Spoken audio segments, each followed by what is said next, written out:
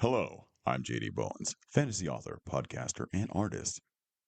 Today I'll be reading from the Pilgrim Stone. While I draw some faces, join me and relax to this ASMR inspired video. To read more of the Pilgrim Stone, click on the links below in the description, and to view more art, visit my Etsy shop at yourcardboutique.etsy.com. Chapter 2. Consus recalled what he had learned about Brugs from his studies at Dwenmer College. They were a tribal society that warred amongst themselves. Physical cruelty was a way of life, and it showed on these monsters. Despite the leather hides covering their bodies, he could still see white scars on their arms and faces. They were terrifying in the light of the fire. The chalky gray skin and yellow tusks possessed an unhealthy hue. No one knew the origins of the Brug race, though many suspected that they had once been humans that were cursed and disfigured when they chose to serve the evil spirits that dwelled in the Darklands. Fear renewed itself within him as he hid behind the small line of trees that separated him from the Brugs. "I can do this." Chiron tapped him on the shoulder and pointed at Consus, and then to the nearby tall shrub. Consus nodded in understanding and held his position. Chiron turned and stepped further into the shadows of the trees.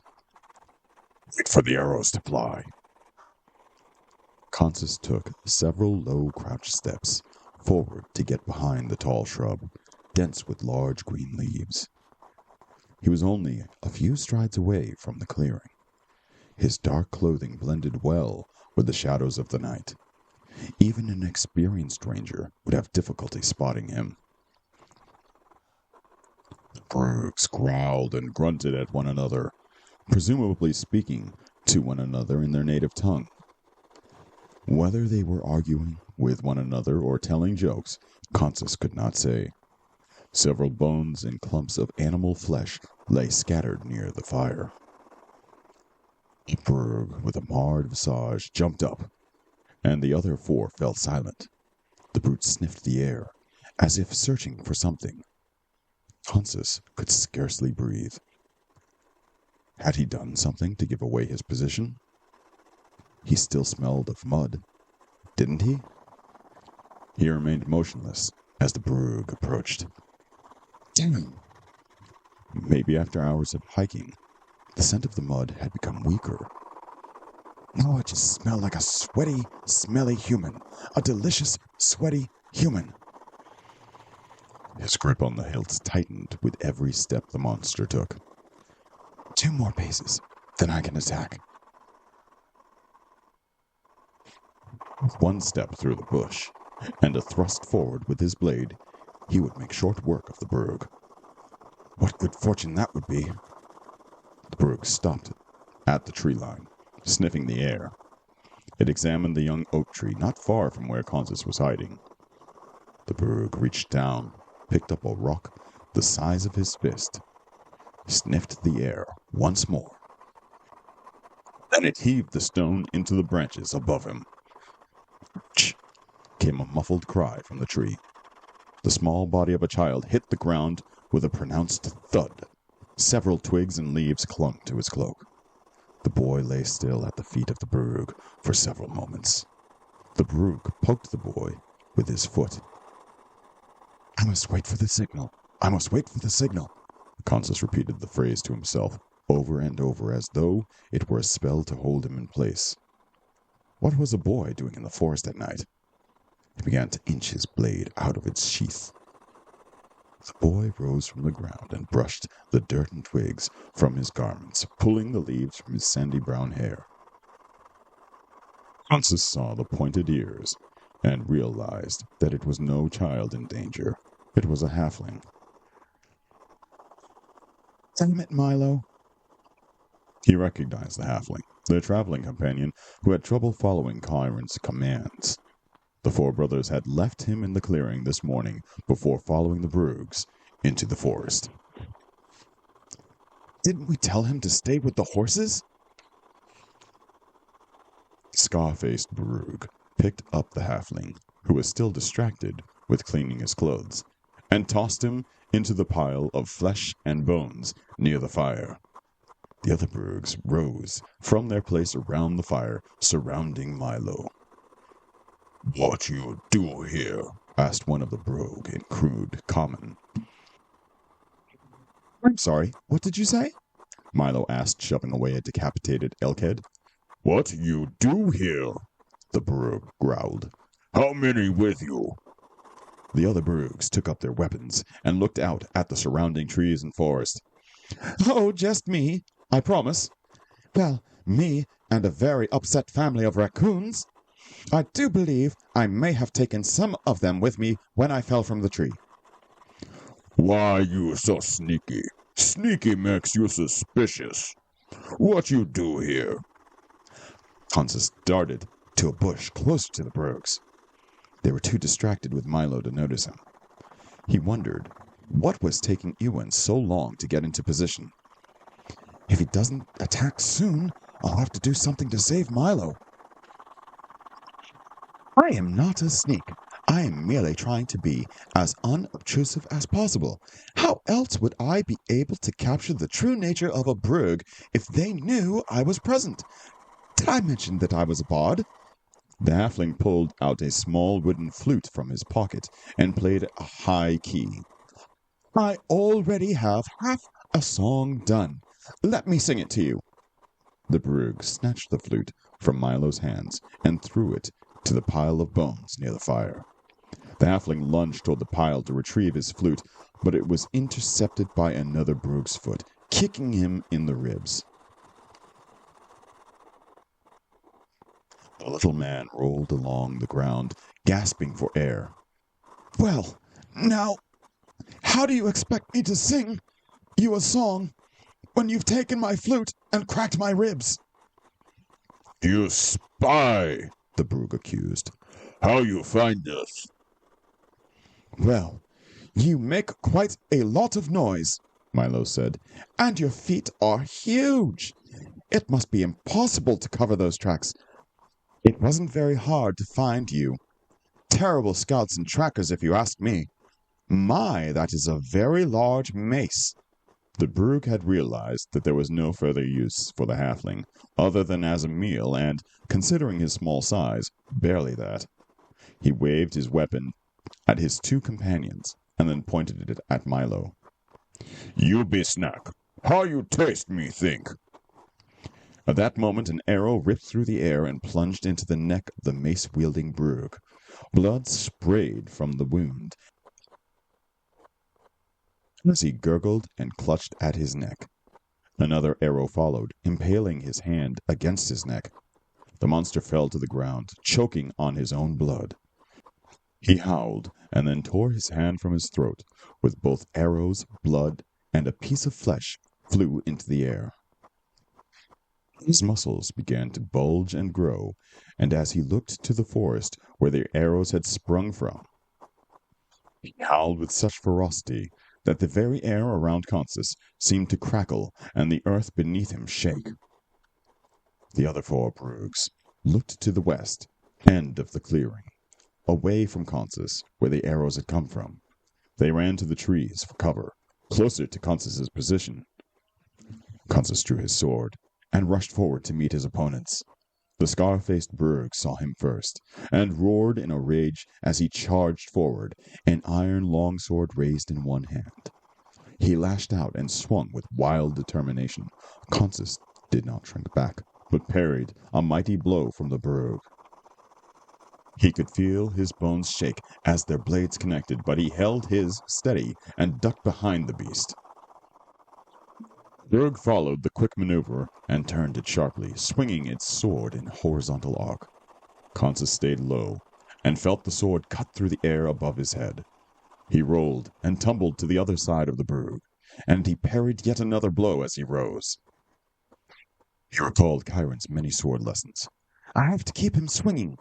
His ability is dependent on his strength. If I keep him swinging, eventually he will get tired and make a mistake. Brugh swiped in a vertical arc, and again Consus danced to the side before lunging forward, slicing into his opponent's leg. Brugh howled, the deep gash in his thigh, and as he stumbled forward, his body still following the motion of his swing, he punched Consus in the gut with his free arm. The blow knocked the wind out of Consus. He panicked for a moment and stumbled backwards, but regained his footing as the Brugh slashed forward again. He parried the blow and noticed that it was weaker than the last.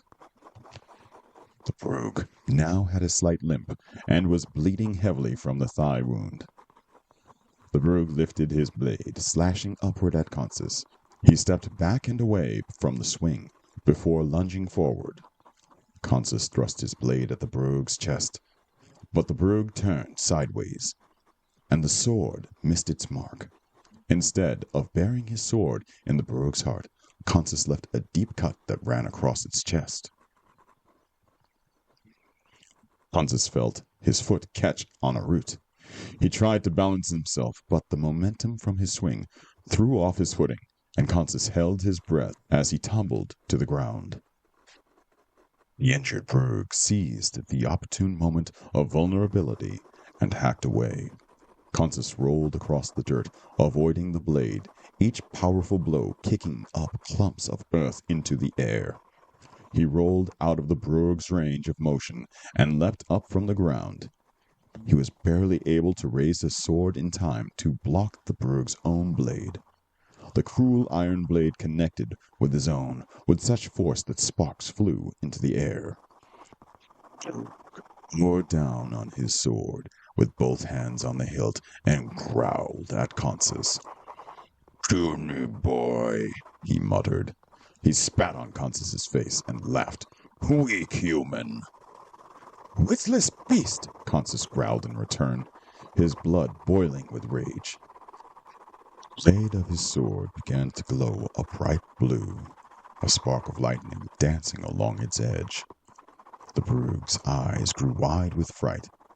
Consus's sword cut through the Brugh blade, into his neck, and down past his collarbone into his chest. The flesh charred along the path of the blade. The Brugh gasped and fell to Consus's side. Consus looked at the sword astonished and dropped it to the ground. How did that happen, he wondered. What had happened to his sword? It was no special weapon, and it had never done that in the past. Chiron would have told him if the sword he purchased for him was magical. He picked up the sword off the ground and stared at it a moment. It had returned to its normal steel gray. Perhaps I imagined it. He surveyed the clearing and saw two of the felled Brughs, and Chiron standing over them. They had been gutted, their internal organs exposed, and blood was spilling onto the ground beneath their cooling bodies.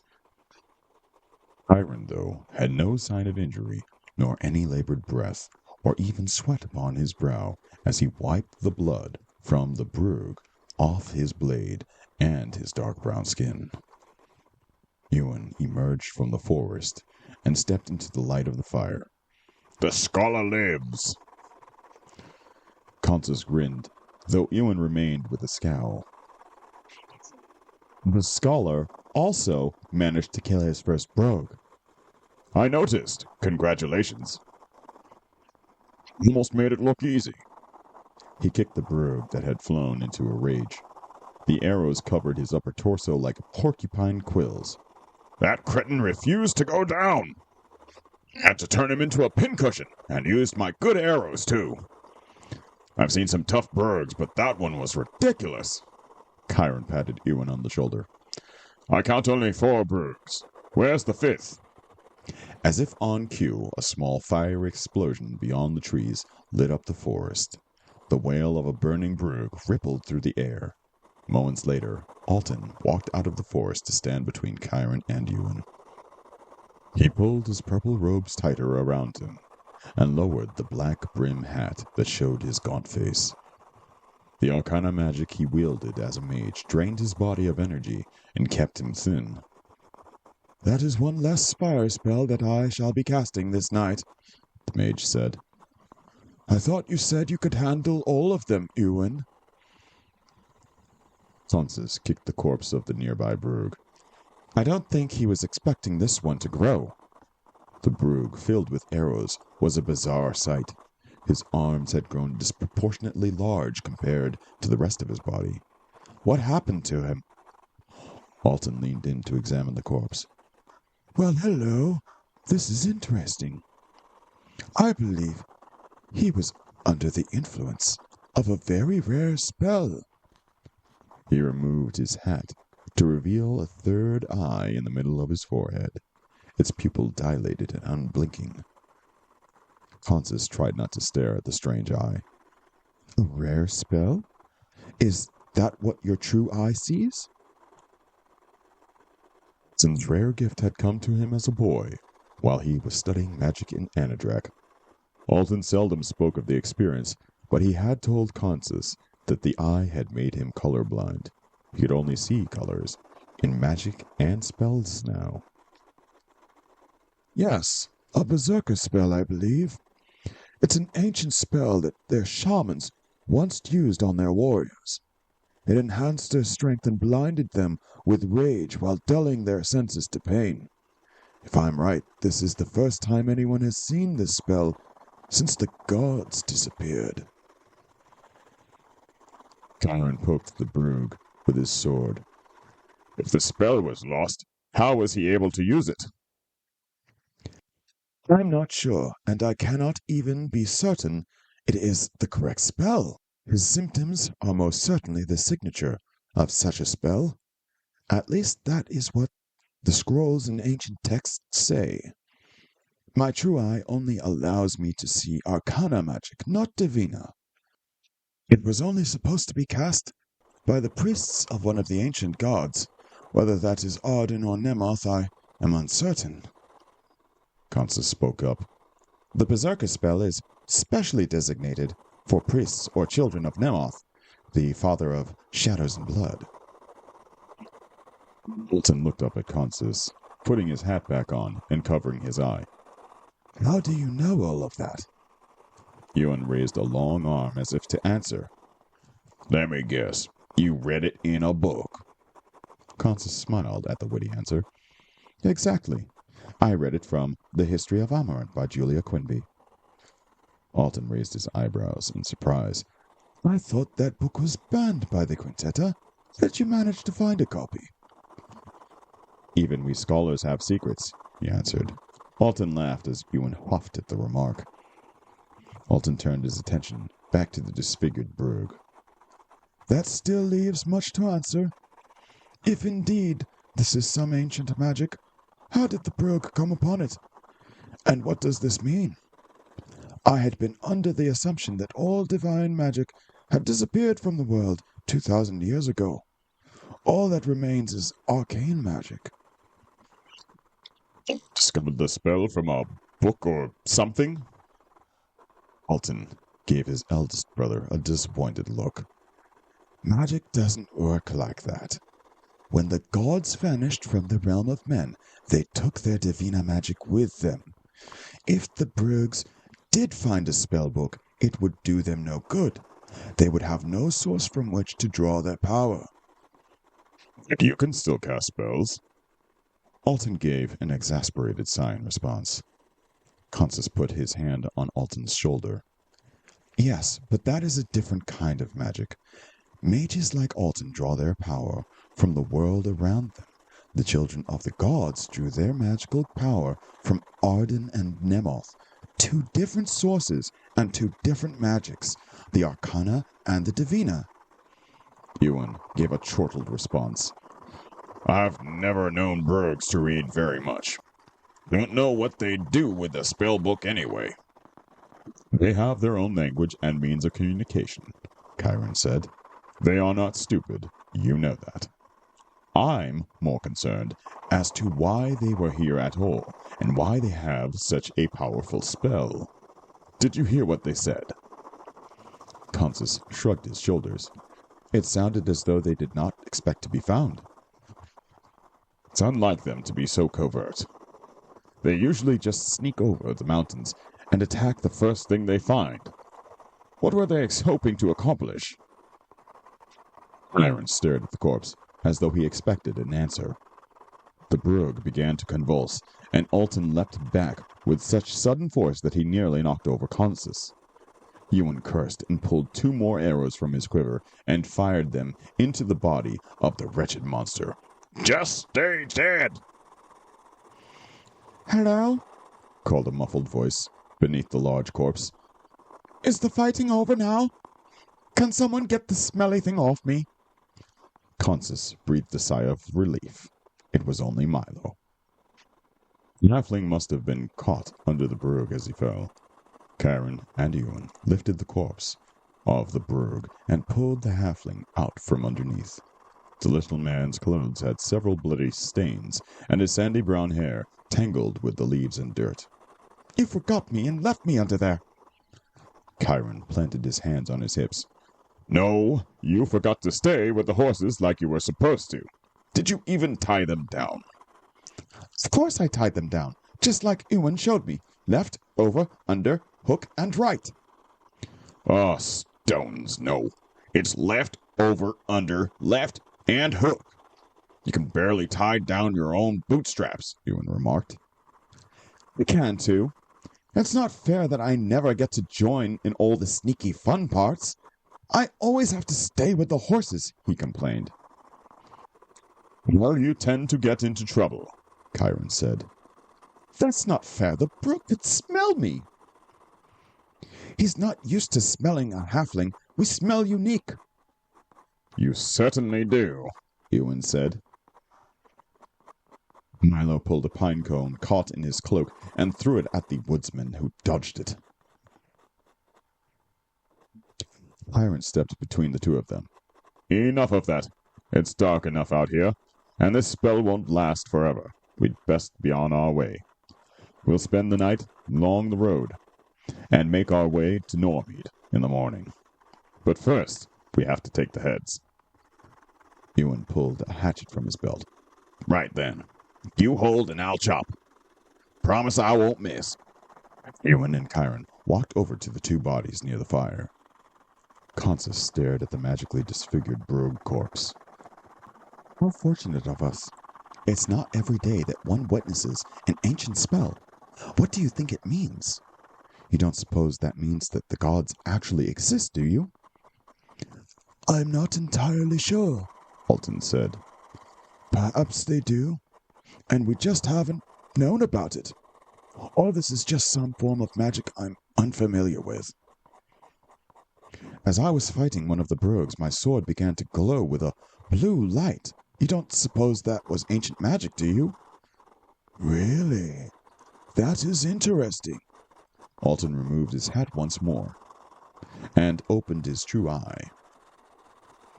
Consus held his sword up before Alton's eye as it gazed upon the blade. "I see nothing. No spells or enchantments of any sort. It appears you have an ordinary sword." Perplexed, Consus placed his sword in its sheath. Perhaps it was a side effect of the Night Eye spell that Alton had cast. Maybe that made him think that the sword was blue. Alton moved beside the corpse. "Bring your sword here. An ordinary blade is just what we need to get the job done."